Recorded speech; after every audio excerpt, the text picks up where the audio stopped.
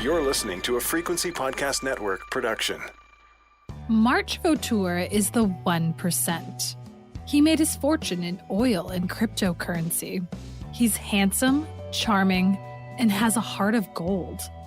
It's hard to believe he's still single, only it isn't, because March isn't real.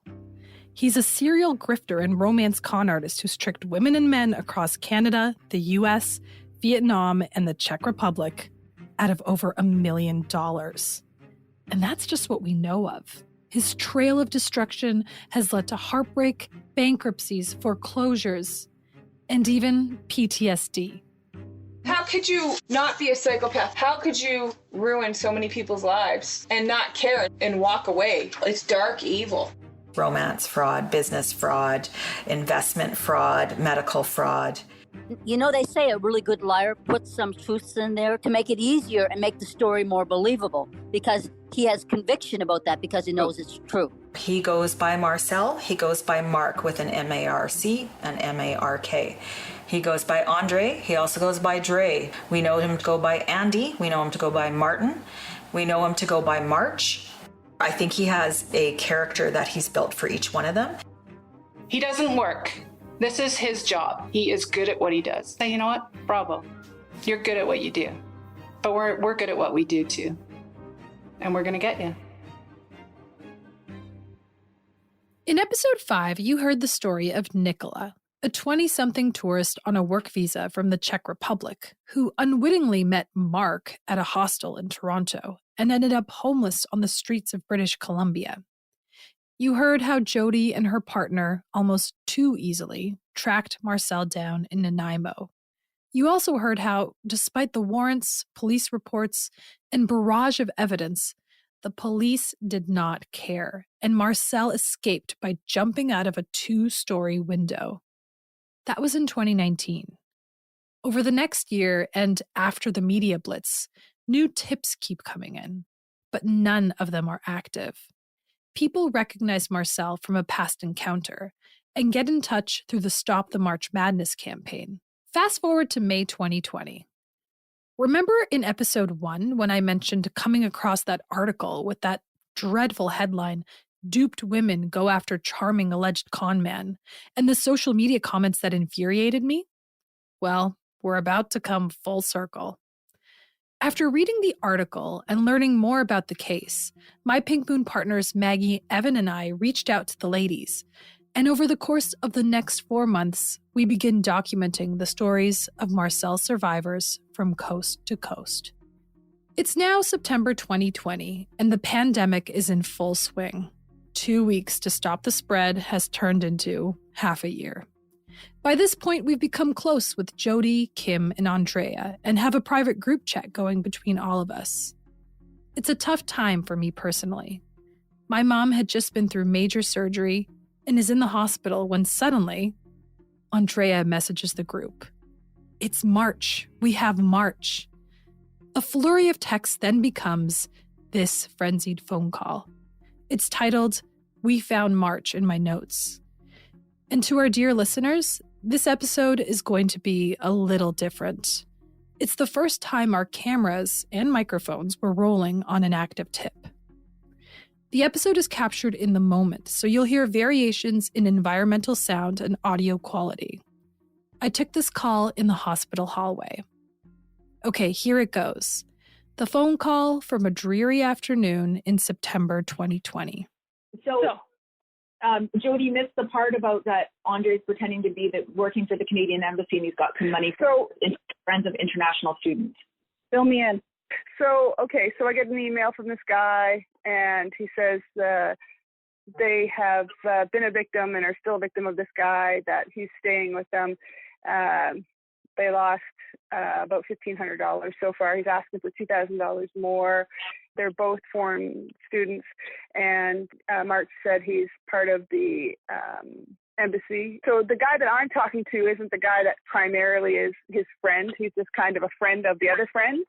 And he said that he took his friend to where he worked at the embassy and showed him around. What? Oh, my God. So it makes it so believable. And I don't know how he did that, but I'm sure. And he had another woman with him at one point.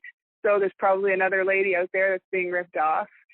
And anyway, so he's willing to help out in any way. If we want to get him to go somewhere or do something, he's confirmed that he has similar tattoos. He's got the tattoo on his chest of a paw. He's got the tattoo on his leg. He's got a whole bunch on his arms. There were so many. He's going into the shower or something, so he wasn't looking at him. Like, he also said he got suspicious after he asked for $2,000 more and looked at his passport, looked for his ID and found his passport saying Marcel Andre Vatour. And he Googled him and found the website, and then he contacted me. So what name is he going under right now? Mark. Mark. So that's Mark. Okay, so right now he has no idea anybody's onto him, right? Hold on. Yeah, I guess his buddy sent me pictures. Make sure before we get so excited. It's him, 100% him. Oh, okay. And he said, oh my God, he took a picture of his ID, his passport. Amazing. It's him, 100% him. Okay, how do we get him? After a year of no news as to Marcel's whereabouts, we are on his trail once again. The excitement is palpable. Marcel has been pretending to be a Canadian embassy officer and is taking advantage of 2 international students in Scarborough, Ontario, one of Toronto's 6 boroughs. We start hatching the plan to catch him. What I think they need to do is those students that have just got money, if they have another $2,000, arrange to do the $2,000, but have the police already called ahead of time and have the police watching. And then they go to the bank and they can get footage. That's a good plan. So, like, who knows police? Like, so how long will they keep him? Okay, so they'll detain him for 48 to 72 hours.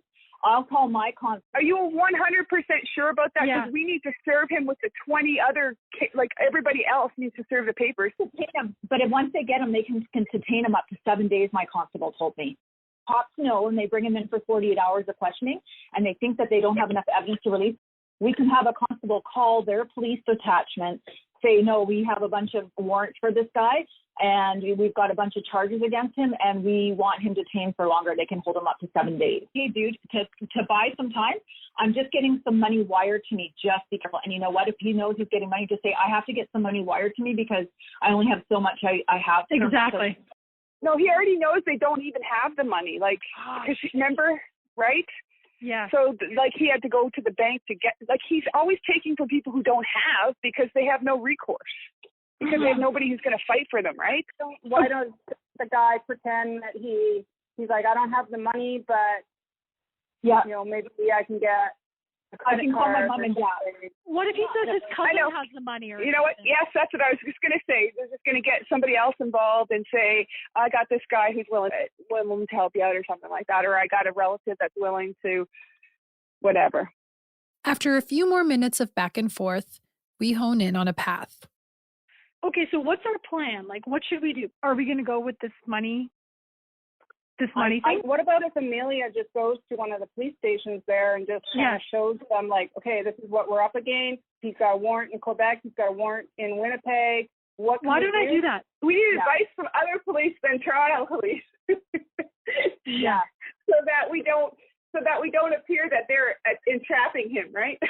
But what if we just told them we know exactly his location, and then as soon as possible get those files to this cop who I potentially will talk to just down the street. Like, I'm sure I could find an office just anywhere around here, and then maybe they could just go get him. Would that work? Could they just pick him up? No, because it didn't work last time like that.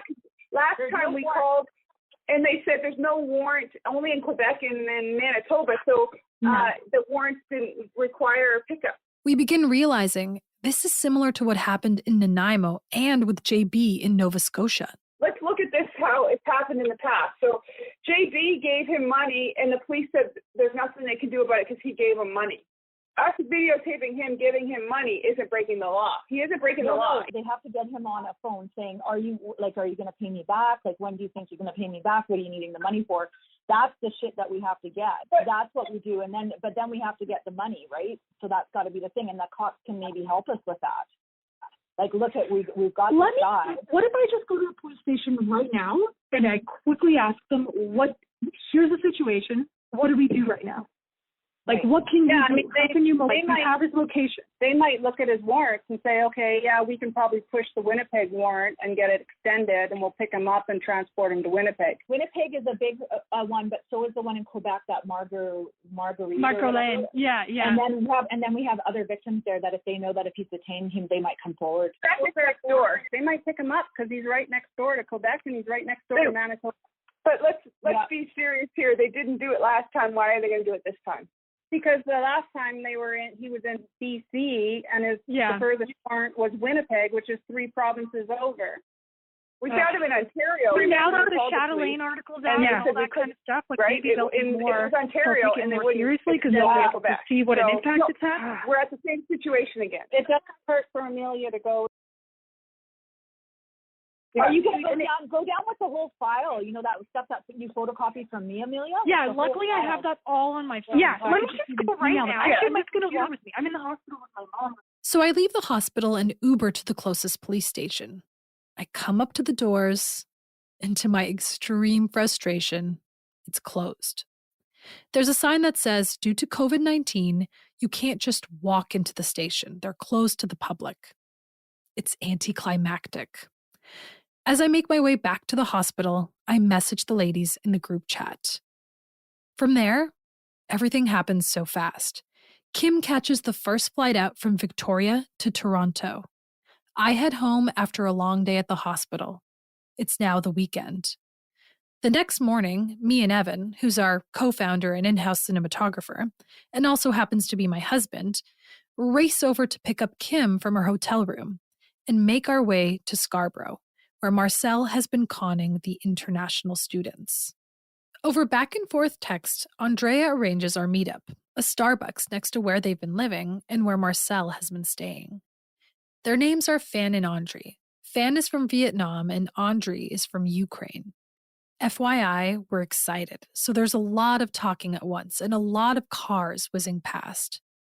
We learn a lot from this conversation. Here's Fan telling us how he first came to meet Marcel Andre Vautour. I met him in June. I was in downtown in Toronto because at that time I was walking on the pavement and then I talking to my mom. But I talked by Vietnamese because he know Vietnamese. He was standing right behind me and then he say, "Oh, hi." He just came to me and say, "Hi. Oh, are you Vietnamese?" And I said, "Yes, I'm Vietnamese." And then he talking with me by Vietnamese. Yeah. He know Vietnamese, and then he started talking to me by Vietnamese, and then we just start talking, and then he told me he worked in Vietnam, and then I said, "Oh wow, he live in Vietnam. He has wife, he has family in Vietnam. Oh, wow, he's blah." He said he has a family in Vietnam. Yeah. Like kids. He's kids. Yeah. So he told me like his wife always abused him, like take a lot of money from him. So it was a chance meeting in downtown Toronto that put Marcel in Fan's path. We asked the guys more about what Marcel told them about himself. The story is different from what we've heard before. By the way, he's going by Mark again. This seems to be his Toronto name. He used it with Nicola. Okay. So for us, he told us that he's working for embassy first of all, for government. In Vietnam. So he's working for Canada, but in Vietnam. Okay. Canadian embassy. So he was his friend from embassy. They went to just like have fun in Vietnam. They went outside of the city. Right. They went outside the city. And they met some lovely people there. They had like a house. It was in a village. They had like a small party there. They were staying over. And he met this owner's house. He had a daughter. So basically his wife is the daughter of this guy. They met there. Right. Then they had some sort of relationship. She was like, it's poor family in Vietnam. They didn't see a big city. She didn't know English, nothing. So what he told us that he married her because she got pregnant.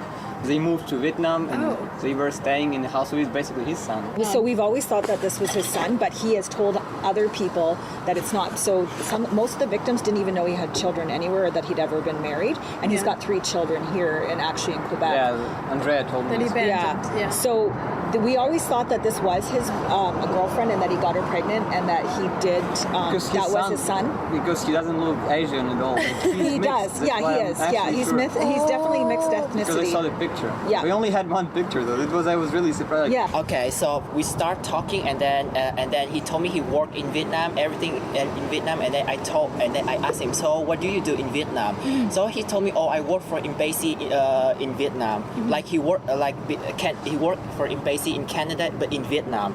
And then I really surprised because and then after that he asked me my phone number, and then he started chatting to me at that time.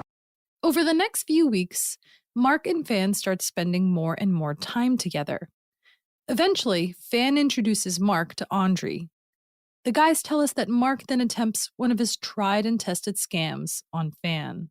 He asked Fan to take a number for his name, take a phone on his name, Fan's name. And it was iPhone 11, but he returned it already. Because I insisted, I told Fan, it's risky, you don't know him, you pay for him money, what if he stops? Andre isn't as trusting as Fan. Fan then tells us Mark wasn't happy when he asked him to return the phone.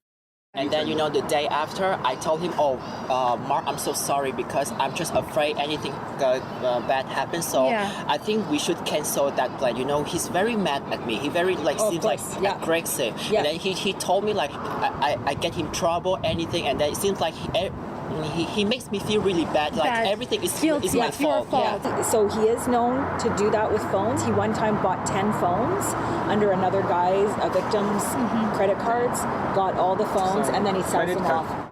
Mark also establishes his cash flow problems early on, explaining why such a high-level embassy official always needed money. It's because every time he keep asking me money because he has this problem, that problem. Yeah. What kind of problems? He told me his work for embassy is layoff, so right now he doesn't have enough money. He was laid off at the embassy? Yeah, because I met him trouble. Basically what happened, but before he told us he moved from what the story is, he was living in Vietnam working for embassy. He has family there, everything was really good. Because when coronavirus started, he told us, they deported him back to Canada because there is no job in Vietnam, embassy's closed. He's working here now. Yeah. Okay, it was quite realistic anyways. Here's Fan and Andre on why the whole thing felt so believable. One thing you'll realize is that Andre is finding out new information here too. Fan doesn't always let Andre in on everything. He actually took you, tell him the story how he took you to the office. It's kind of like the office, like a small office, but when it was there, I saw maybe he's just makeup, embassy, he has his name, everything, it make me feel trust him. Yeah, he had. So he had an outfit and a. Outfit. He doesn't have. He just had a name tag and and then he just suit in there. It was close to downtown. It's just small one. I don't remember the exactly the address, but because he took me from there. Ah, okay. He picked you up from there? Yeah. Why did he take you there? What was the point? I don't know, because he just told me, I work right now. If I want to visit, because at that time I told him I was in downtown, and then he told me, I work in here. So if you want, I can visit him. So and then he just tell me to go there. Was it open or was it just you saw the outside? Did you see other people there with name badges as well? It's just him. Just him? Just him. Just him. Yeah. So I'm working. But I don't know what exactly he do inside. I just stand in there and then I say, hi Mark, that's it. And he was waving from the inside, but you didn't see him. Was he working inside or you just kind of saw him coming out? I just saw him. Okay. And he just could have took him to any building. And then been hey, I'm just coming out. I'm coming to meet you. Call me when you're here kind of thing, right? Yeah. So Mark doesn't just tell Fan he works at the embassy. He shows him. Or so Fan thinks. Fan had very little reason to doubt Mark at that point. There was more to the story about Vietnam, too. More details that Mark shared about his predicament with his ex-wife that made his sudden need for money seem plausible for a while. So the story I didn't finish about Vietnam. So he told us he moved here, all his property, all his clothes, almost everything. He just took it back with his items, everything he left in Vietnam. So he basically only has money. But then, because of his wife, he told us he cheated on him or something. So they're again going through the divorce. She's now asking for money because like he has a corporation in Vietnam. Apparently, the divorce is messy. So and now she asked a lot of money from him because illegally he told us like I don't know how it actually works, but when they are divorcing in Vietnam, they're splitting all of his items. Like his condo, he has to sell it. They have to split. So he's waiting on this money that's tied up, basically. Correct. But basically, he paid her money just to not to do this. So basically, he keeps all his stuff in Vietnam. He doesn't have to sell it. They divorce silently, nothing big a deal. But he has to pay money. Did you get a name of her? He called her Tan. Like T-A-H-N, right? Yeah. Marcel has used the name Tan before with other victims, claiming she was his ex-wife as well. We then ask Fan and Andre to tell us how Mark's scam worked this time. So like I have to work a little bit for my own program in order to graduate. Of course. But I have to, because I'm an international student, I have to apply for work permit. Yes. I did apply, and it usually takes 4 months to get approved. Yeah. But I've been waiting for like 6 months already, for some reason. And they don't really tell you the reasons, so you don't really know. Yeah. And I was a bit worried. So when I met Mark and he was working embassy, he actually asked me if I need some help, like he can check my application or something. He can tell me if everything's going all right. And I was like, yeah, why not? Just, you know, it's a friendly thing, just do it for me. So he checked me and he told like, he doesn't know because like he doesn't do these things. He only working with immigration. So he doesn't approve work permits, but he told me he has a friend called Mike.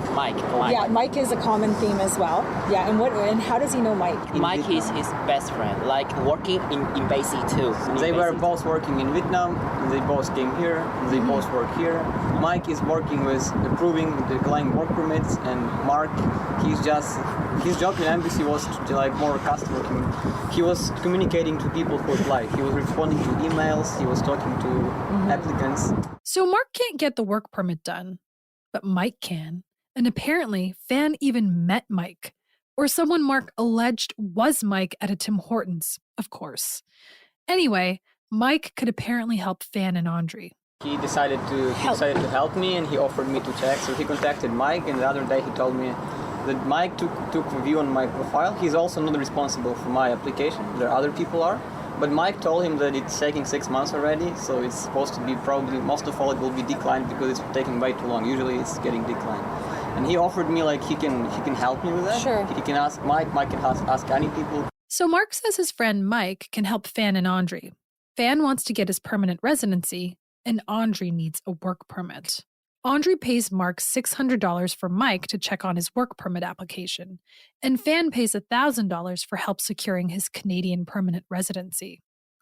A few weeks after he supposedly got Mike to look into Andre's permit, it gets approved. He got really lucky with everything because my work permit was approved. That's right, the timing. Went the right way for him. That approval happens early in the guy's relationship with Mark, so it gives him some initial credibility. Kind-hearted Mark even offers to help Fan out of another bind. He also told me like he know the CEO in Coca-Cola because at that time I'm trying to look up the job for co-op, and then because he told me like he worked for embassy, and then I realized maybe he can help me to find a job because at that time I really need help until right now I really need help. And then he told me I know the manager or CEO in Coca-Cola. His name Tony.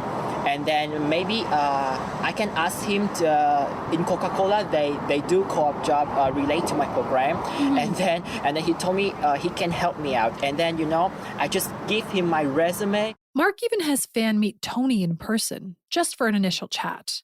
The formal interview was supposed to come later. Here's where things get even more interesting. I already mentioned that Fan is more trusting than Andre. When you meet him, you immediately get a sense of his deference. He also doesn't like letting people down.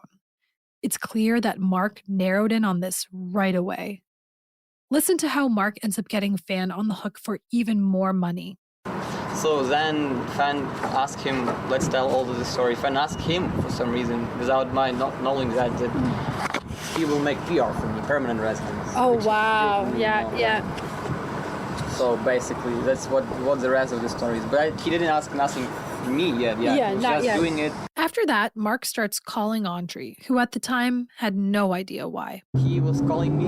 It was like 2 weeks, and I didn't really know what's going on. He asked me for 400 more, and I told him no. I told him absolutely no. I will not pay you, man. I don't know, like, whatever it is, you know, you can pay from your half, and if it's approved, I will pay you back 400. But he told me like he will do it. He'll pay 400 for me. He said that. Yeah, but what actually happened, Fan?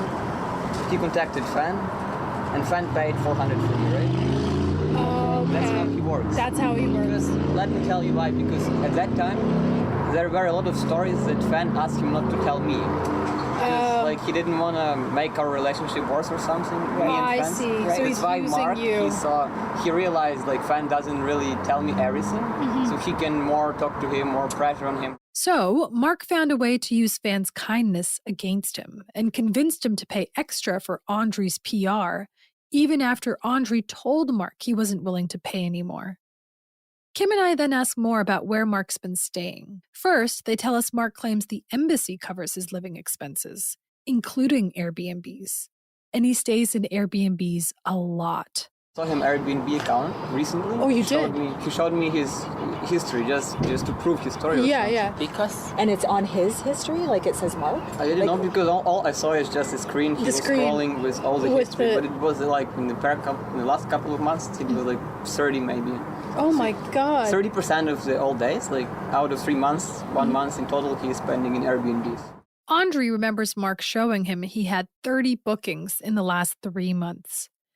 Kim and I then wonder how Mark framed staying with Fan and Andre if he claimed his lodging was covered through work. I asked him to come. Fan is really kind. Because, you know, at that time, I just trust him. I just know him that he's working for embassy. So because I feel really, I want to kind to him, and then I asked him to come. But I didn't know that he's a scammer. Other times, Mark would ask Fan if he could stay. He just told me like he wanted to stay just only 3 days in my house because at that time he has no place. And then 3 days he told me, I still have no place, so I just extend that until 1 week, and then he left. So when was the last time he stayed in your condo? Last Thursday, 2 days ago. Holy crap! 2 days ago. Okay. Because you know he just left last week. He told the guys that despite his substantial salary and having his living expenses covered by his work, divorce costs were making normal living impossible. Mark also partied with the guys sometimes, and when he did, he'd stay over. I had party, we were celebrating Independence Day of Ukraine, and it was a time when he was staying like 3 or 4 days in a row in our place. And I was hoping him to, get out, but I kindly offered him to stay with us if he wants, but he told us he has to go to where? Ottawa, yeah, for some business, for job he had. That's why I planned to make a party that day, because at least he's leaving. Yeah. But he came for the party actually, and we had a good time honestly. So after the party, he offered us to go to a strip club or something. Here at the party, we had two women, and one of them had a boyfriend apparently. He was trying to talk to her. She's like 20 years old. He's paying attention to any girl he sees around. Yeah. When we were in Scarborough Town Center, he was checking out everybody. Every girl, and then he's like, hey, everybody he likes, he was like, oh, look at that. Oh my God. Even during the conversation, that's all he does. He's just hunting around. Yeah. The guys say Mark would show off pictures of women he's been with in the past. He showed a lot of pictures from different countries. Oh, yeah? Different women. Because he likes women, it's obvious. He showed a lot of women. Naked women? As well, but mostly like a lot of, he's like trophies, like this country, that country. Basically one night stands usually, but like he just tells, like he talks about them like trophies. He can describe like what kind of woman she was. Mark was a big fan of Tinder. He even brought a woman over to stay the night at Fan and Andre's. Her name was Tracy. It's probably 2 or 3 a.m. He called me and then he told me like because it's midnight, so TTC is stuck because Tracy lives so far. So he asked me like, can I bring Tracy to my place? And then I said, okay. And then he just bring Tracy to go there because that time it's my first time meet her. Yeah. Mark told me she's a pilot. She flew with Cathay Pacific. I didn't talk to Tracy so much because it's very late, and at that time I'm very tired. I'm very want to sleep. Yeah. And then he just brought Tracy to my room, and then he kicked me out in the living room. The guys recall a bunch of small details about Mark. He likes coffee. He drinks every morning. He showed us pictures of a sailboat boat he had before. Yeah, there were 2 jet skis in the very end. Yeah. So he loves motorcycles. Yeah. He showed us Harley Davidson he has in Vietnam. Yeah. And he's planning to buy one here. Is what he said. They tell us about his vices, too. You know what? I just realized Mark never drinks beer. Never. He drank a lot, but like he drinks black rum. He drinks different alcohol, but he told us because I offered him beer so many times, he never even took a smell of it. He told us he's getting really aggressive out of beer. When I got my work permit approved, I called him to sing. I think he was under drugs at the time because his voice was just completely different. Yeah. Like weed drugs or no, harder? like hard drugs. Hard drugs. He also told he has brother addicted to drugs. Oh no! Well, now it's a brother. Because his sister, he killed his sister off in the last story. So yeah, now he's just killing everybody off. He's just killing all his family members off. Oh my God. Mark also apparently had health problems while he was with the guys, as per his usual MO. Like, also, he met Mark in the hospital. You met Mark in the hospital? Yeah, but just outside. Because he called me like, oh, just waiting outside. I'm from the hospital and then I came here. Yeah, I just wait outside. But I didn't get the inside because that COVID. Why was he in the hospital? ID ban on him in the hospital? Because he said he was sick? Oh, he has a picture. He showed me his picture. Yeah, this could be a previous. This could be a previous one. We're not too sure. Like, can you see hair on his face? But when you met him, because he's wearing a mask, so it would be more recent. Yeah, it would be more recent because he's got a mask on. So yeah. I think he's staying around the hospital in that area somewhere. Because I don't know for which reason he's in hospital, but apparently he's actually has some problems with Crohn's? Did he tell you he had Crohn's? No, only thing kidney stones. Kidney stones. So that's a new one. That's a new one. New. So it's usually chest pain or Crohn's disease. So that's a new one, kidney stones. The ladies have been able to determine that Marcel often hops between hospitals, even when in the same city. As a nurse, Kim says you just don't do that because normally you're after consistency of care. The ladies wonder whether he's after drugs, but they can't be sure because those records are private. Overall, Andre says that Mark is really good at what he does. I don't know how come, but he's very strict to his story. Like he really knows his play good. I don't know. He plays the role amazingly. Even when we had a party, like he was really drunk, but he's still like he keeps his stories so perfectly. Nothing evil. Yeah. Like all the plans he has, he always knows about them, even though they're not real. So we asked the guys how they eventually came to realize who Mark really is. Andre always had his suspicions. But for Fan, it was only after broken promise after broken promise. He never did get that interview at Coke, and it totally screwed him over at school. He usually promised me like I can get a job in Coca-Cola, and then until right now I didn't get any interview, and then my college keep asking me about a co-op, and then right now I'm stuck. I really stuck. Every time he promised to me like I have an interview, and then at that time he just find the reason like to cancel my interview. He showed me the text from Tony because I don't know is Tony real or not, but he showed me the text from Tony from Coca-Cola. Hi Mark, I'm so sorry to inform you that I will not be able to have our meeting with you and Fan as I have a family medical emergency in Montreal. I deeply apologize, but family comes first. I might have to reschedule Fan interview as well, as I'm not sure how long I will be in Montreal. There were also a few other red flags that stood out to Fan. He spent 1 week to live in my condo last week, and then last Thursday, in the morning, because Andre going to work, and then I still sleep, and then he calls me, and then he told me, "Oh, Fan, can you please give me to stay in my condo like one more day?" Because right now I still have no place. I feel really don't like it, but I can't say no. Yeah, you can't say no. I can't say no. But in my bottom of my heart, I don't like it because I know Andre, he doesn't like it. But I can't say no to him. I told him, okay, Mark, you can come, but I think Andre, he doesn't like it. And then he told me like, oh, just only one night. Just only one night. And then I talked to Andre. And then I told Mark like, okay, you can come. And then at that day, he just came for a few minutes, and then he just left his bag out there, and then he gone away. Fan then meets Mark and Andre at an Asian restaurant down the street. While he was at the restaurant, Fan was fighting a nagging feeling that something wasn't right. he calls one of his friends from the restaurant washroom. I have one friend, he's Vietnamese too. He used to talk to him. And then I told to him like, okay, I need to talk to you because I feel very weird about Mark. And then at that day we were in the restaurant and then we tried to talk. Okay, first thing I really feel weird about him because if he worked for embassy because I know people who work for embassy. He doesn't want to show. They don't really want to tell people like, oh, I'm work for embassy. But this guy, he meet everybody, like my aunt in here, my broker in here, and then he just say like, oh, I work for embassy. That's why I feel very weird about that. The second thing, if he worked for embassy, he was born in Canada, but he has no house, no place, no car, always borrow money from me. I think that's why I feel really weird. And then the third thing, he promised me anything, but I didn't see it. Yes. I didn't see any conclusion. Anytime he just promised me and then he told me, oh, you have to wait, you have to keep patient. I share any kind of story to my friend from Vietnam, and then he told me, okay, Fan, you have to leave.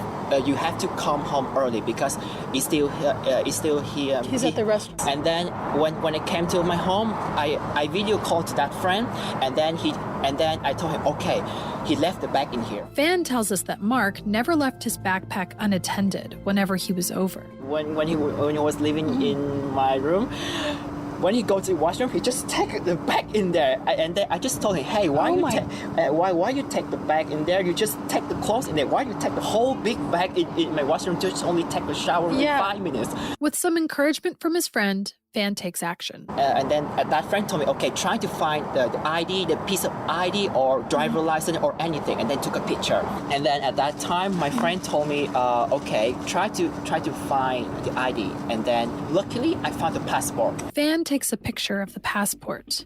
His friend then Googles the name on it.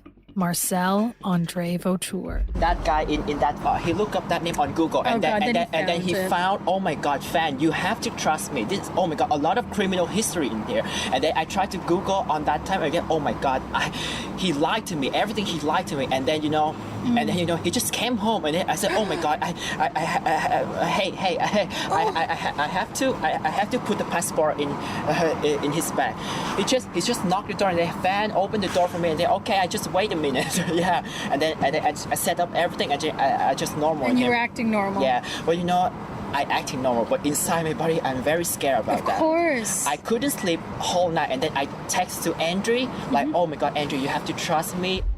Fan says there were other things in the bag he did not expect.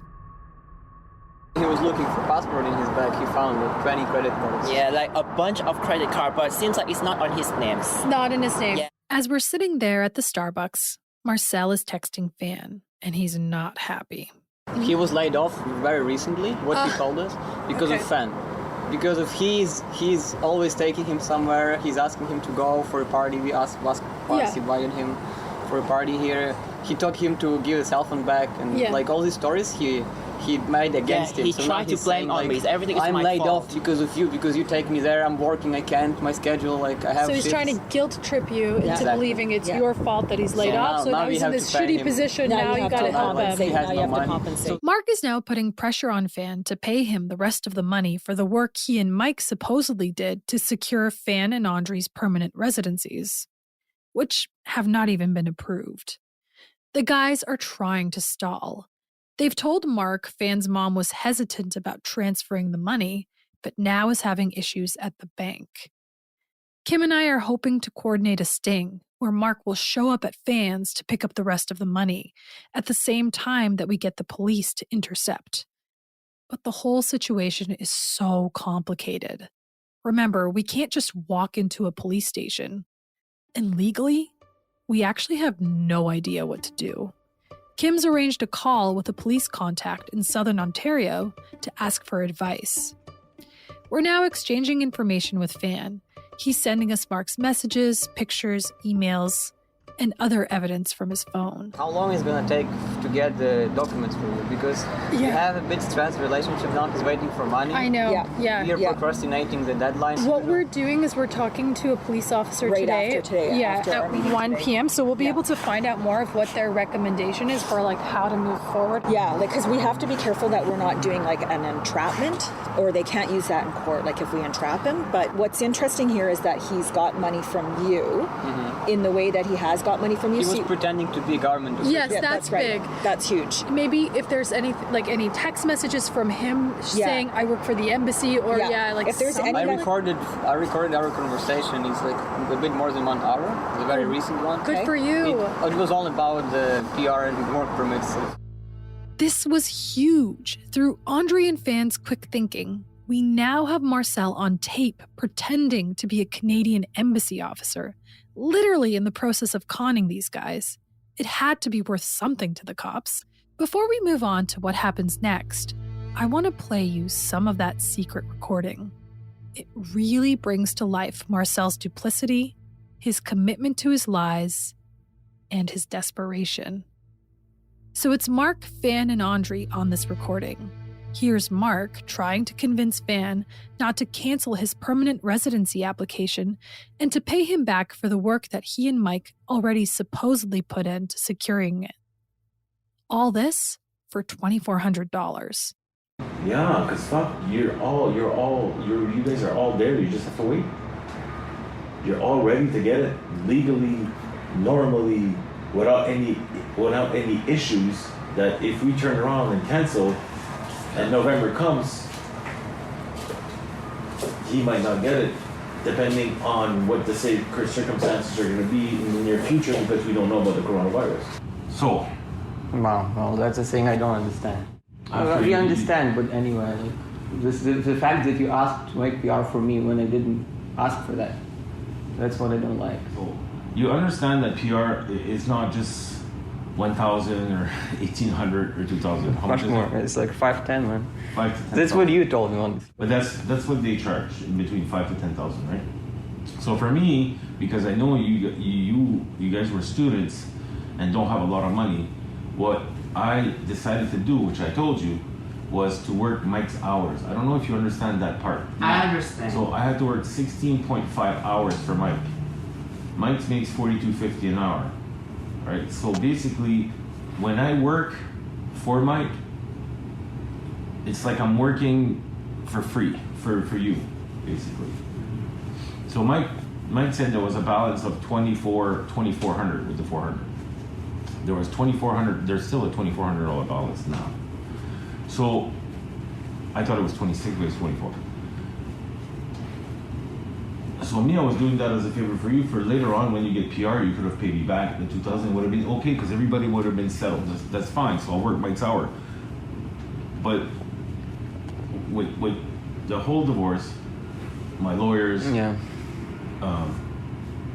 finding you job for your co-op, my life in general. A lot of pressure you're creating for Mark, basically. It's a lot on my plate, like, don't take me wrong, but it's a lot. Listen to how ridiculously detailed his explanations are and how matter-of-fact he is in what he's saying. A lot of things that I don't really need in my life, because when we do PR for someone, this is how it works. The guy comes, or the girl, I want to get PR, they pay, they wait, they get, and nothing is said, everything gets done, and there's no pressure. They just wait, some people, and in Vietnam, you can check in Vietnam, you can call in Vietnam and ask many people to get PR in Vietnam. And if they're in Vietnam coming to Canada, it's in between 50 to 80,000 US. You can ask anybody, that's what they pay.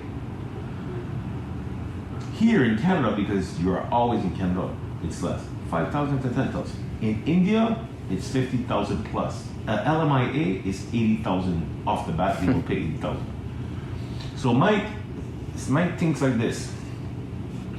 Why am I doing this? Why am I doing this for almost nothing, while I could just get one person from India, I make 50,000.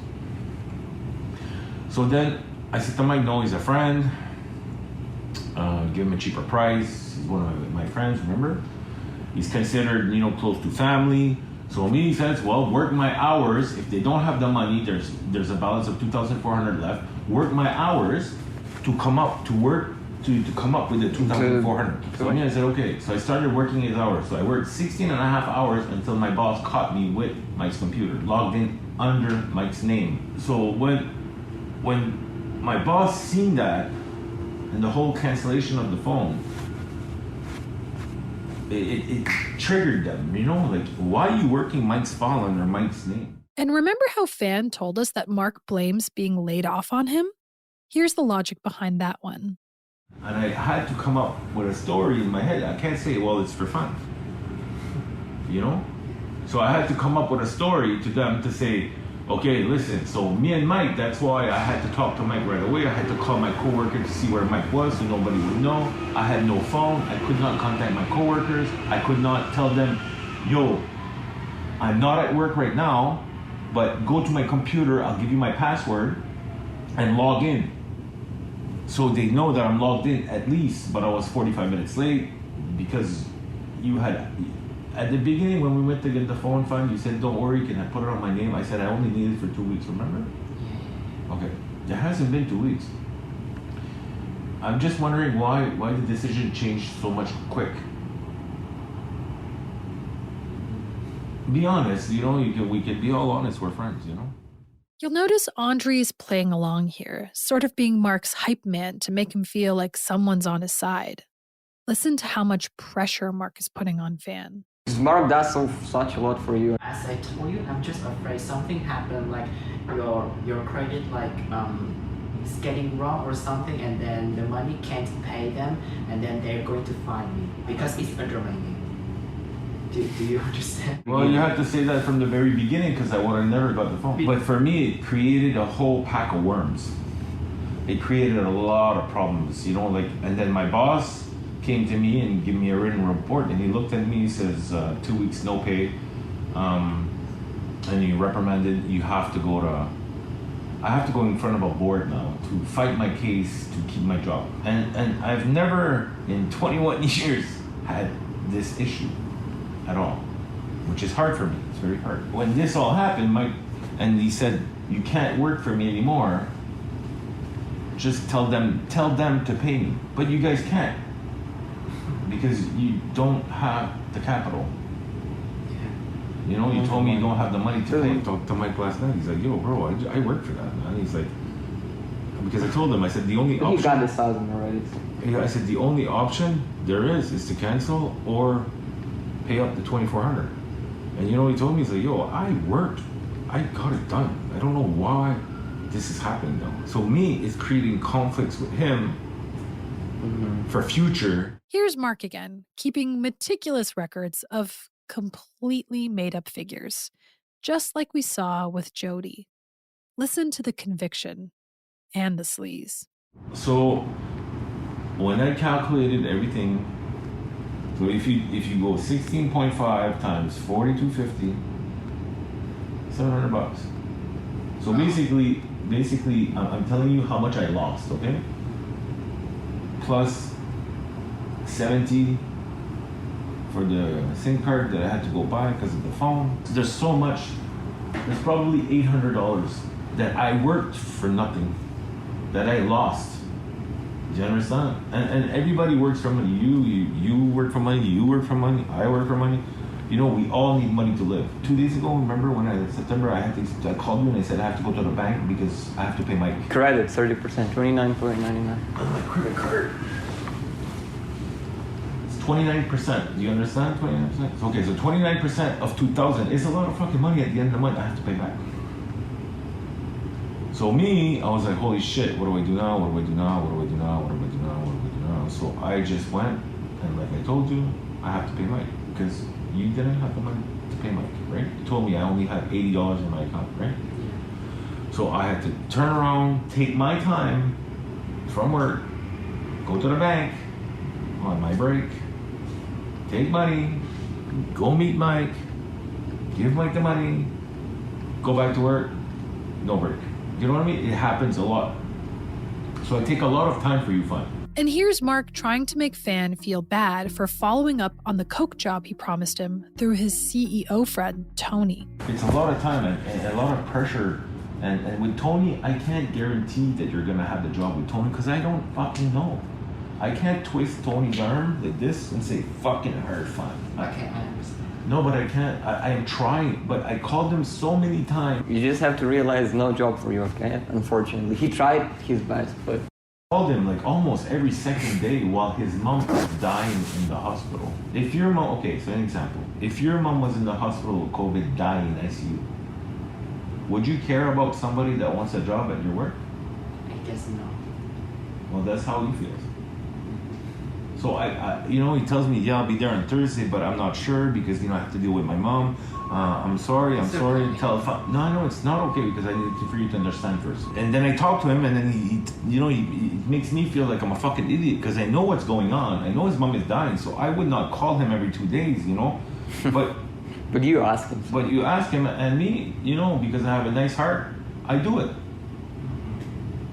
Do you understand? But at the end, it makes me look like a fool because he's like, why the fuck are you calling me all the time? So when you asked me yesterday or the day before to call him, I called him. Did not answer. No text for a whole day and a half. Do you know what I mean? Yeah. There's just a lot of things that need to be resolved, and I'm not saying this maliciously at all. Next, he tries to convince Van he's giving him the deal of a lifetime. Is the money part bothering you? I need to know what's bothering him so I can resolve it. It's just like I don't have enough money to do the PR. Because at the first time you told me like just only 800. PR, you can't get it for $1,000. I know, but because at the first time you told me that. I know, but the work permit, $1,000. I got you. With PR? No, there's nobody that would do it for that price. No, but there's only one person I know that does it, it's Mike. But everybody would be applying for PR. Yeah, if you calculate it. He worked $200 just to make your file.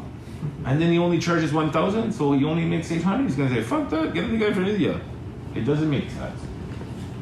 So that's why I knew you had no money. And I asked you that, I said, I know you don't have money for PR, so what I'll do, I'll work Mike's hours and then we can settle that after. That's what I told you from the beginning. That's why I worked Mike's hours, remember? If the PR costs maybe 10,000, maybe I can't handle that. I'm sorry. It's not. The balance owing is $2,400. That's it. What's owing now is $2,400. The $400 for Angie and the $2,000 for PR. That's it. Because it's $2,400 altogether.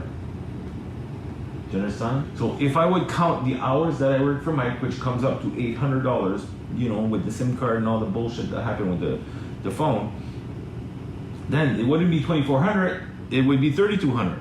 But I don't count that. Because what's done is done. Mark even asked to talk to Fan's mom. That's why I wanted to talk to your mom, because to explain the situation to your mom that I had to work for Mike to cover you. So it doesn't cost you right away because you told me I don't have money in the student. And the guilt trip continues, as do the fake figures. So me now that I can't work for Mike, 2 days ago I had to go to my bank and give him money. So that money I needed for me to live. Because my paycheck wasn't that great because I had the hospital and then I came here for 4 days and then another 4 or 5 days, I went 2 times in the hospital, another 6 days in the hospital, 4 days in the hospital, 6 days in the hospital. That's 10 days out of the month, plus another 3, that's 13, plus 2 days off, that's 15. 15 days, so I only worked half my salary. I only worked for 15 days. So 15 days, I get $9,700 a month, divided in 2. I got a check for $4,300, $4,400.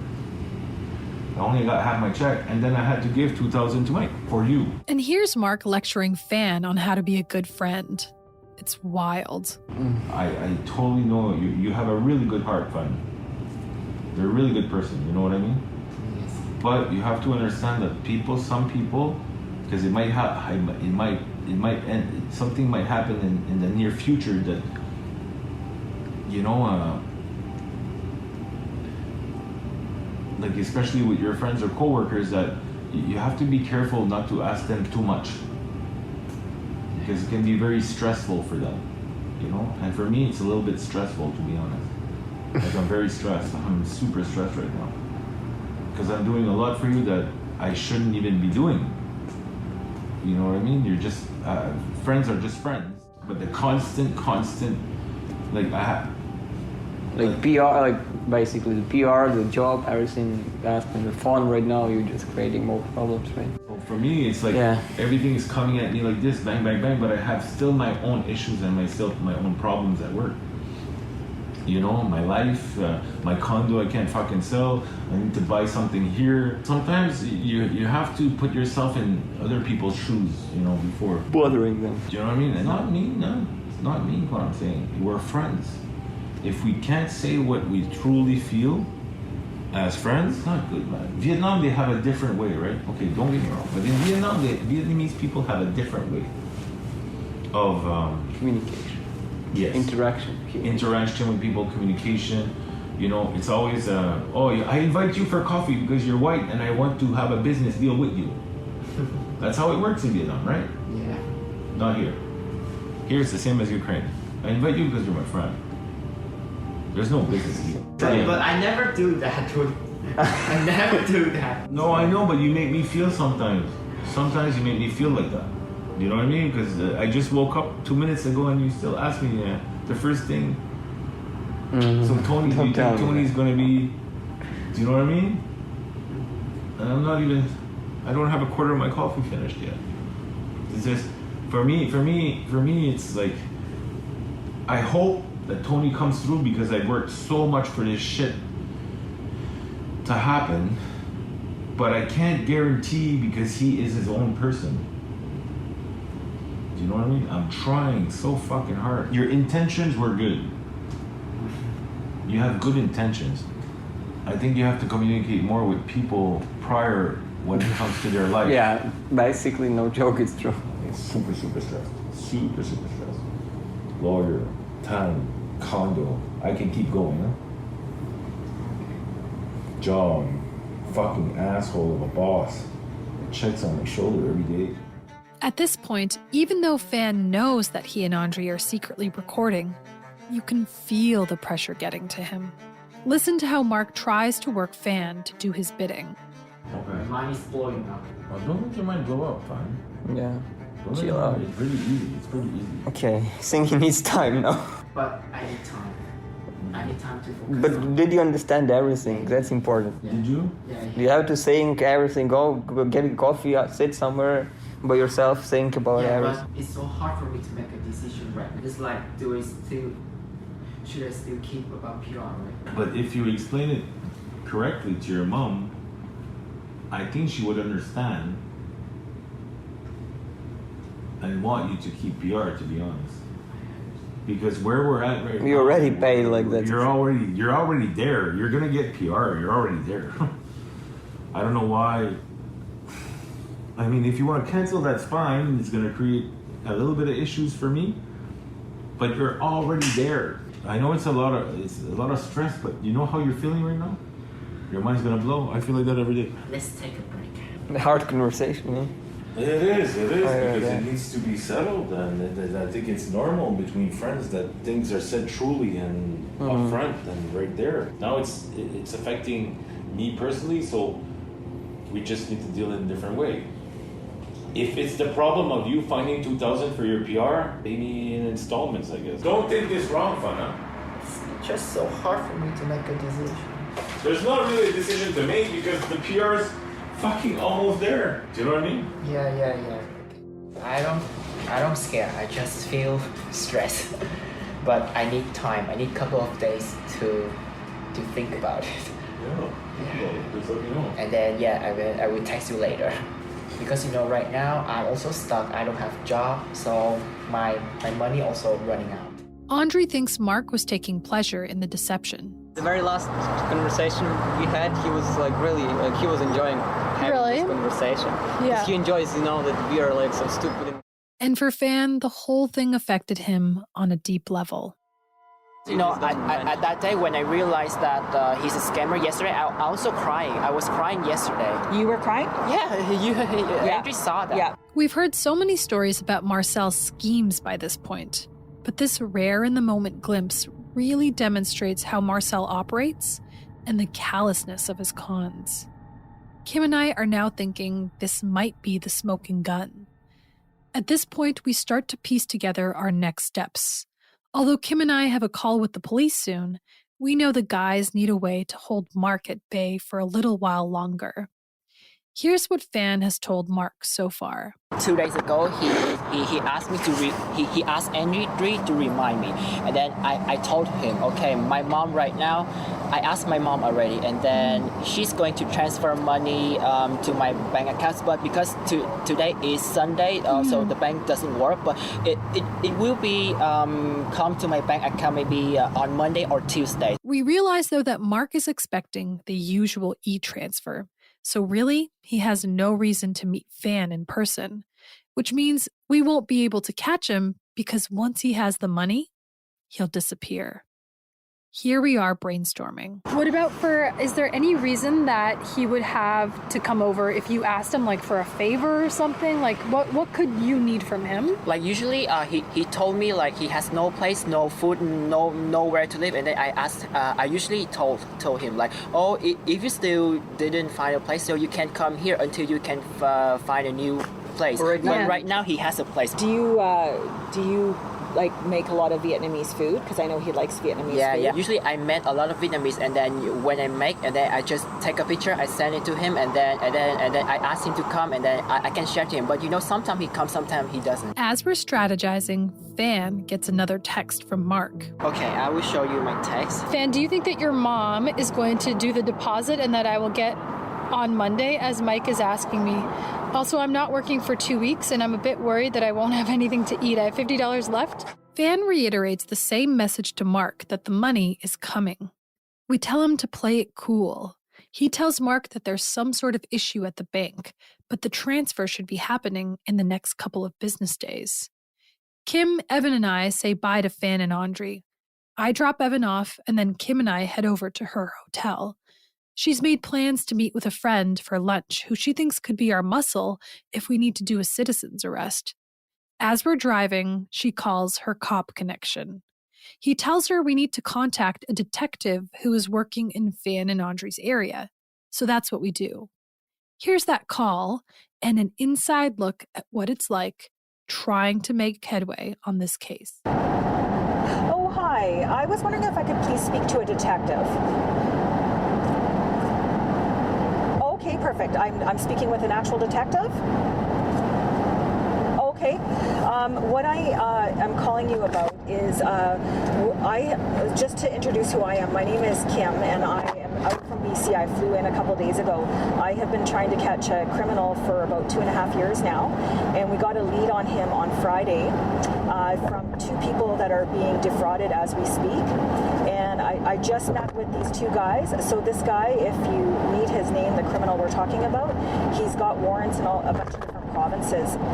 And right now he's in the middle of pretending that he's a Canadian embassy worker, getting to the point where it's been 2.5 years. I've been putting my money and my hard work and tears into this. And that's why we're going to the media, because we need to get him stopped. He's like, we have a hotline. We've been in Chatelaine Magazine. We've been in Reader's Digest. We've been on CTV TV and CBC Radio. We've got production companies wanting to have us, and we're working exclusively right now with a production company out of Toronto to help us get some media coverage because nothing is happening. We feel like we've got a big break right now, and the fact that this is not a he said, she said, we've got evidence, and the fact that these guys are doing something like, he's impersonating a worker at the embassy. He even brought the guy into an office with a badge and everything. Marcel Andre Vautour, date of birth is September 25th, 1975. I would love to give him a nice birthday present. Really, it's September, 2 weeks away, because like I said, the window of opportunity is only in the next 48 hours, or we're going to lose him again. So what's happening? So we have to get them to call. The detective gives Kim the number for the radio room, where Fan and Andre need to call to file their police reports. After that, we immediately call them. So you're going to be calling the Scarborough District 43 is what you're calling. Scarborough. And you're going to want to talk to the radio room. Radio room. And that's where you file a report. We need you guys to file a report because they can't do anything without a police report. Oh, okay. So remember I said to you... Do you want me to go right now or no? No, wait till you're both there together. You file your report together, okay? What you're going to do is let them know that you have a criminal that is trying to defraud you and even extortion. Yes, sure, I will. I told the police officer, the detective, that if we don't get him in the next 48 hours, he's going to take off, where he's going to change his phone number and we won't see him again, and we need to get him. So because of what I told him about him impersonating a Canadian embassy officer or working there, that he's trying to get you guys permanent residence, and he's trying to essentially extort money from you by fraud. This is huge. Kim and I decide it's best if we're there with Fan and Andre when they file a report, in case there's any issues and because of the language barrier. Since she's got that lunchtime appointment, I rush over. This time, I meet them at their apartment. Andre calls the radio room to fill them in and file a report. He's told it might take hours for an officer to show up to take their statements.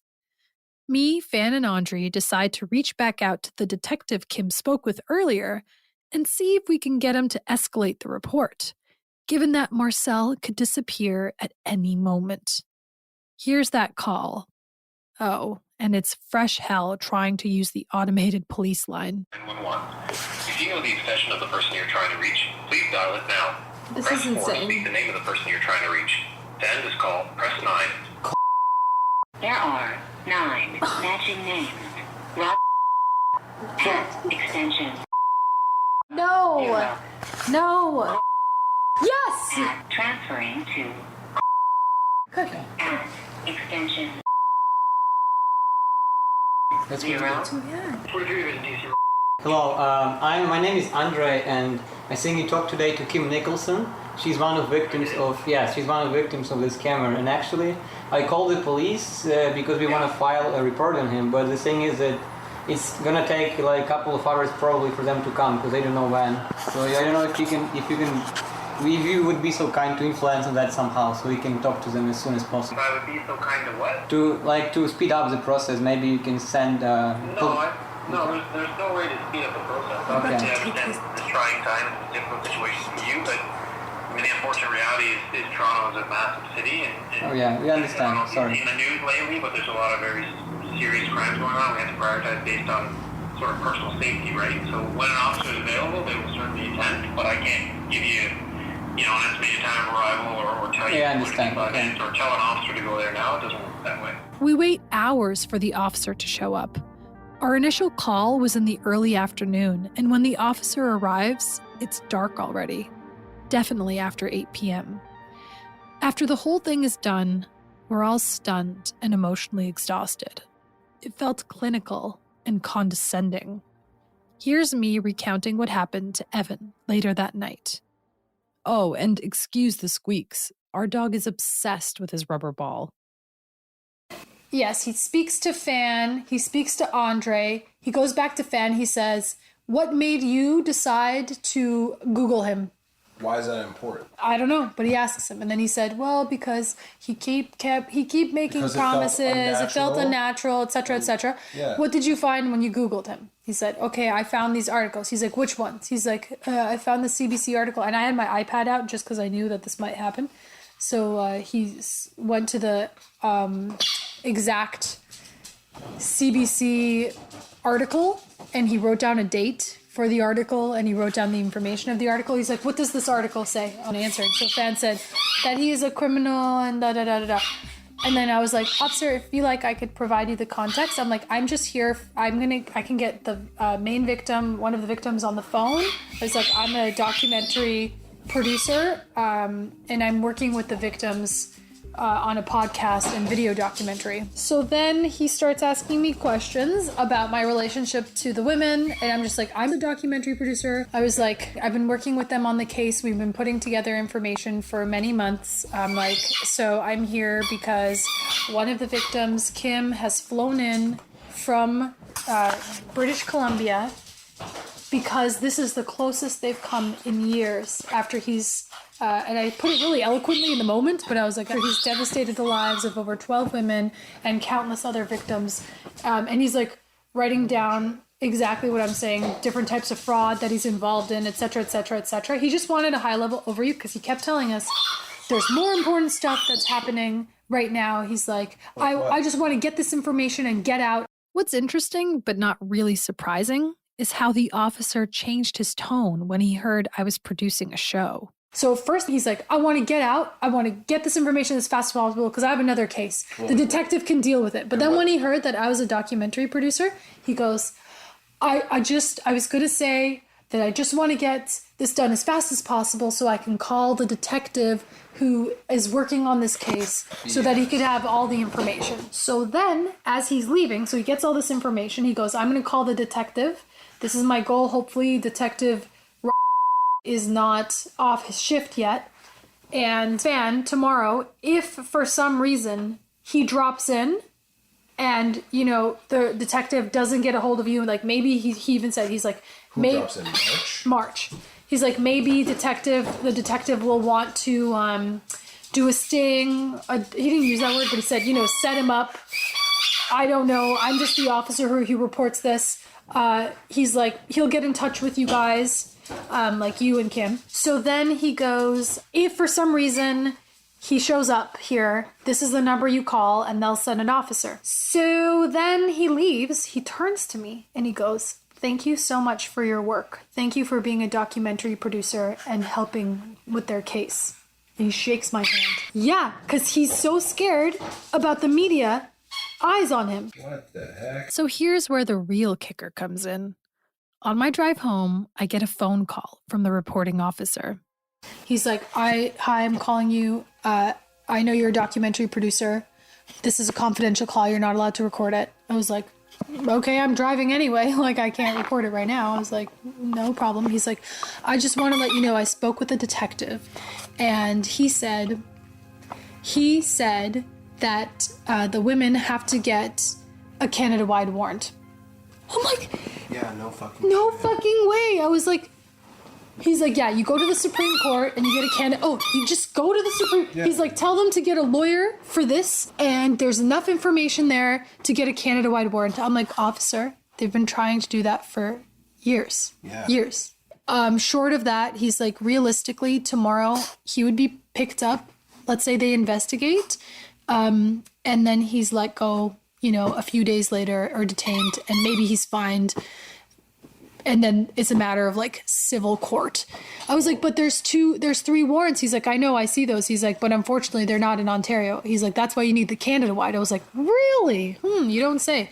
And then he goes, like, if he's got those credit cards that are not in his name in his bag and they get his bag, you know, that's another story. Maybe there's more grounds. They'll do more investigations. I was like, okay, so if for some reason he does show up tomorrow at Fan's house and Fan is concerned for his safety, he's like, Fan is concerned for his safety? I was like, well, probably. I mean, yeah, he told us that. He's like, wait, he never told me that. I was like, I don't know. I'm just saying. I know that to me he was concerned for his safety. Yeah, I would say, like, well, if you think about it, this guy is running a con. That's so what wouldn't you be afraid that the person who's been lying to you, when they realize that you know the truth, might do something dangerous? Yes. Like, isn't this pretty obvious, exactly. officer? He's like, yeah, so even if he tells the officer then that they have to assess it at the moment, it depends on the officer. I was like, okay, but officer, so that number you gave us, Fan calls it if this person comes to his house and the police are going to be there immediately. He's like, well, I can't say immediately. He's like, it depends on who's on duty and what takes precedence. I was like, so you guys might not show up for hours like today? And he's like, not for hours, but I don't know, there could be a shooting. I was like, okay, think about where you're leaving this kid. Yeah, so anyways, he said it's all up to the person on duty tomorrow. I'll tell Fan tomorrow if he is showing up, he has to call the police then and say he's concerned for his safety. And then they'll escalate it. Yeah, I mean, but will they escalate it the right way? Because the thing is like, we need multiple things here, right? So let's say he comes there empty-handed and he goes, I'm afraid for my life, police show up. The entire sting his bus is blown. Like, Fan is made at this point, so it's over with those guys. And then if he doesn't have his bag, or doesn't have anything else that could be verified beforehand, then He's exactly like you said. It's a catch and release. The detective also tells the reporting officer that the file is being transferred to the fraud office. The next day, Fan calls Kim, Evan, and I while we're in the car. Mark has been texting him, and he's getting impatient. He told me, he just texted me, tomorrow is holiday, so I asked him, hey, it's holiday, you can come to visit us. And then he told me, okay, I would think about that. I might, he might to go visit me, but I'm still not sure. Because he told me he wanted to do the laundry, and then I told, oh, just come to my place, visit us, and then and do the laundry in my house. So he told me, okay. So maybe tomorrow he might come to us, but I'm still not sure. But he might. Okay, that's good. That's good. That's awesome. So just try to keep yourself as calm as possible. He just asked me, like, are you sure that tomorrow are you going to do transfer to me? And I said, yeah, I'm sure with you. Just the lately day I get the money is on Tuesday. Just so maybe so he just waiting until Tuesday. Oh, good. Yeah, Tuesday. So we bought some time, and he might be there tomorrow. So yeah, that's good. So just continue being who you are. Okay. Yeah, just act natural. Yeah, Don't sure, worry about it. Don't stress about it. Okay. Yeah, sure. Okay, sure. I will try my best. I will keep asking him to come tomorrow. Several hours later, and we still have no direction from the police. Kim decides to give the case detective another call to see what the holdup is. We accidentally get transferred to another detective from the same division who tells us our detective is in an interview. He seems familiar with the case, though. Here's that call. I believe you were given the advice of once it's assigned to the fraud office, you can follow up with the fraud office on Tuesday. Is that correct? So when the crime's being committed right now as we speak, on the other side of a text back and forth, we can't do anything about that. We have our victims texting us everything that what's happening with the criminal Mark right now. And he's trying to push them to get money out of them for extortion, for products that he can't give them. He's impersonating a Canadian embassy government official, and he's committing fraud. And he's doing it right now, and he's trying to push these guys all day long for this money, and nothing's being done. And so how do we get this guy? Where's this happening? He's on the other side of the phone. But this is the problem. We're trying to get some assistance with this. I don't know. This is what we kind of hoping that the police system will do for us, the legal system.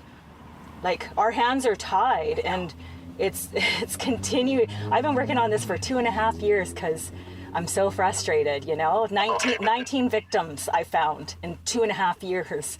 My own money, my own time, my own energy. I did do a trace. I don't know how accurate it is, but I did do a trace on his phone. And he was first in Toronto, downtown Toronto, and now he's in Mississauga. Okay. And this was happening in the BC area, was it not? In the where? British Columbia? No. I'm from British Columbia. This is in Toronto. We're talking right in Scarborough. The victims are in Scarborough, and the guy is traveling between Toronto, Mississauga, and Scarborough right now. And he's trying to get money right now actively. Yeah, but we have, this guy has got 8 provinces that he's got warrants in. So you know who this individual is? You have a name and everything? The criminal? Oh, yeah, I do. Okay, and how do you know he's active right now? The victims are giving us the information. The ones that filed their suit yesterday, or their file yesterday. That's actively, he's trying to get money out of them. They don't know what to do, because if they tell him to go away, if they pay him, they'll keep him around. And then they probably won't get their money back, because that's what always happens, because they gave their money away, even though it's for extorting for a service that can't be provided.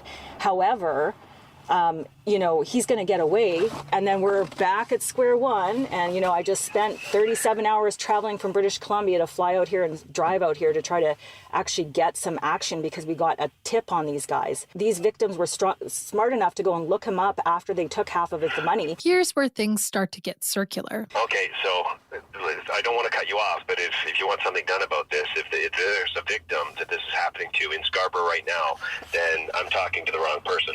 That victim needs to call police, and then an investigation starts. We don't take third-hand information for any kind of reports. If there's a victim and they know that this person is trying to extort money from them, then that person needs to call police. Okay. That's how it works. Yeah, so, but somebody came out yesterday, but we were told that it was going to take days for this to happen. So what do we do in the meantime? We just let him get away? If we have computer information, it doesn't matter as much that it's a day later. They can track through the IP address and figure out exactly who this person is and what they were doing. And as long as this victim doesn't give any money today, they're aware that somebody is trying to extort them. That obviously they shouldn't be sending money anywhere. I don't understand why they would do that if they know that this is illegal. Because if we don't give him money, he's going to disappear, and then we're back to me now. We're 2.5. So you're going to turn around and give him money? So you're like, that doesn't make any sense. We can barely contain our frustration at this point. I'm squirming in my seat. Okay, so then tell me what makes sense then. So you want them to call you guys? Because the criminal changes his SIM cards out all the time. That's okay. Like, we have a computer unit that can track anybody anywhere. Okay. So that's neither here nor there, to be quite honest with you. But whoever is the victim of this right now currently needs to call police to get a report. Like, you're coordinating this for other people. We don't do that. That is a nightmare. I didn't actually coordinate it. I didn't actually coordinate it for other people. I am trying to, I know this case better than anybody. These guys are new victims. They're frightened. They're scared of this guy because this guy is intimidating them. They're scared.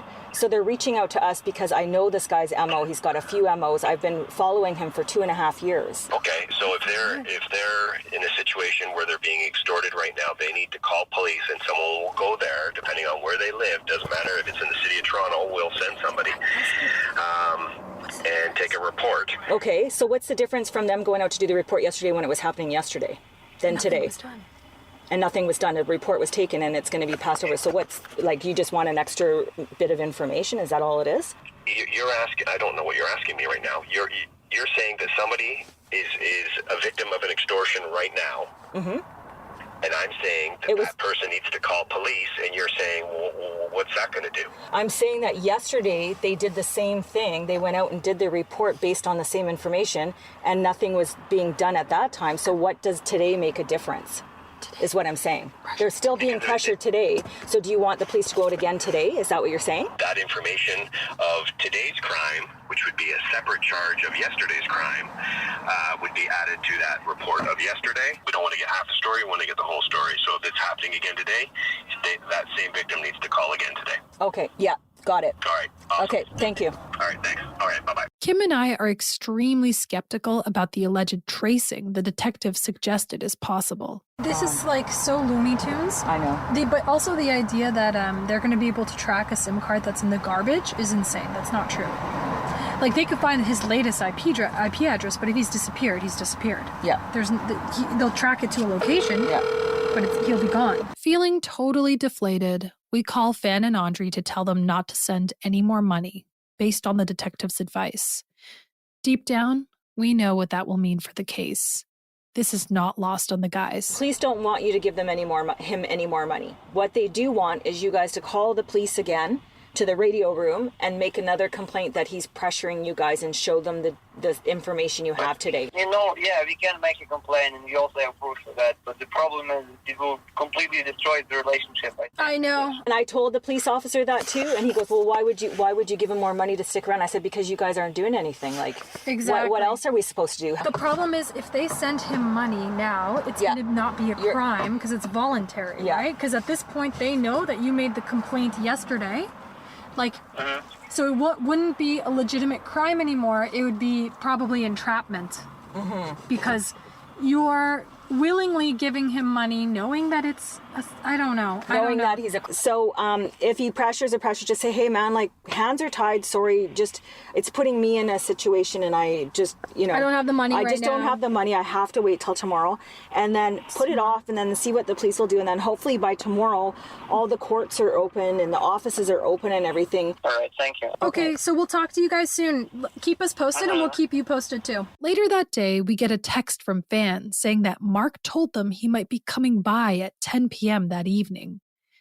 Kim once again tries to shake the case detective into action, but gets turned down again.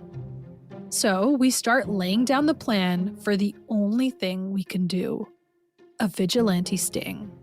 Here's the call between Kim, Andre, Fan, and I. Okay, so basically, Kim talked to the police, and they're not very interested, but what we think is probably the best route is for you guys to probably call the police in advance, that radio room, and tell them that you think this criminal from your police report is going to be coming to your house. Yeah, okay. So then what's realistically going to happen is they're going to do nothing. And then you're going to, one of you, Andre or you, will have to sneak out and call 911 when he's there. Okay? We're going to be outside with cameras if this happens.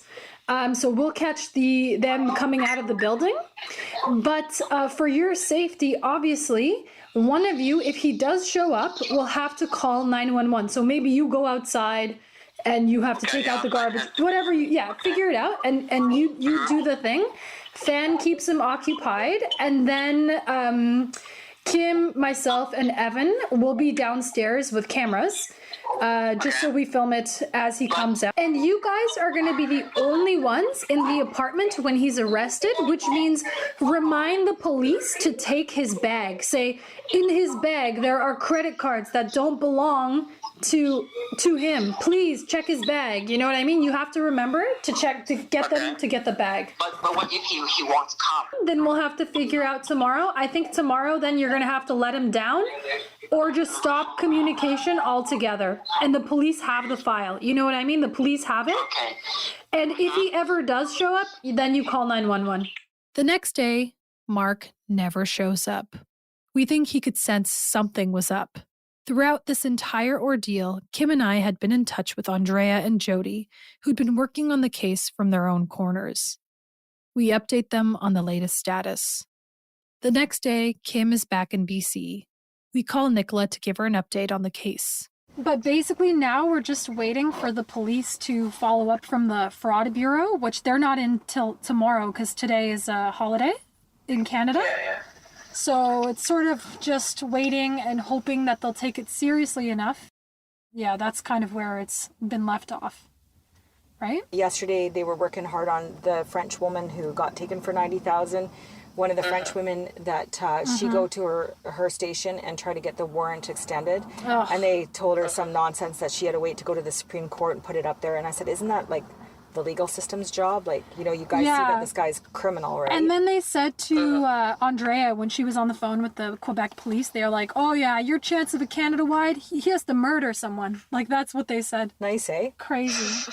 I'm right? just wondering what's gonna happen after they're gonna get him. Like, you know, what's gonna be the next step? How long he can stay in, I don't know, custody or. Well, if he gets charged on this, he'll be held for a while, and then it might require everybody putting their letters or their police files together, and then just filing your suit. We're trying to be optimistic, but also don't want to get our hopes up. A few days later, Andre gets a call from one of the fraud detectives assigned to the case. Here's Kim recalling her conversation with Andre. The constable Clark called him, asked him if he was still in communication with Mark today. Yeah. Stan said yes. He said, okay, that's good. I'll be in contact with you in the next little while. Oh, good. So I think they're pinging his phone. Because this morning, I left like a 3-minute message telling them who I was, what's going on, that I am working with Stan and Andre and yourself, and that I flew out from BC because we got a hit on this guy. We've been hunting him down for 2.5 years. He's got all these blah, blah, blah, and I went on, and then I said, our concern is that his MO is that he's going to ditch his phone, and because he won't get what he's looking for, and then we'll be have trouble trying to, he'll go slip through the cracks again. Exactly. So I think they're pinging his phone right now. Oh my God, that would be amazing, Kim. After that, nothing. No one, not Fan or Andre or Kim or I, hear a single peep from anyone assigned to the case. Fan and Andre tell us that Mark's phone numbers and WhatsApp accounts are all shut down. He's in the wind again. It's déjà vu. On the next episode of Catch 'Em If You Can, Maggie and I speak with the women and share some major updates on the status of the case. Catch 'Em If You Can is created and produced by Pink Moon Studio in partnership with Frequency Podcast Network. It's written and reported by me, your host, Amelia King, and Maggie Reed. Evan King is our post-production supervisor. Chris Rennick is our editor. Follow us on Twitter, Facebook, and Instagram at Catch 'Em Pod.